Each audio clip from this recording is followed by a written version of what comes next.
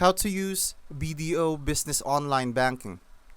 I'm going to tell you how to use BDO Business Online Banking in 2025. First, log in through their official site, not the personal BDO online app, but using your company's user ID and password. You'll land on a dashboard where you can view balances, recent transactions, and pending approvals. You can transfer funds, pay bills, approve payroll, or even set user roles with limits for added security. While it's mobile friendly, it's much better to access it from a browser or desktop so you can see full transaction histories, download reports, and navigate complex menus with ease.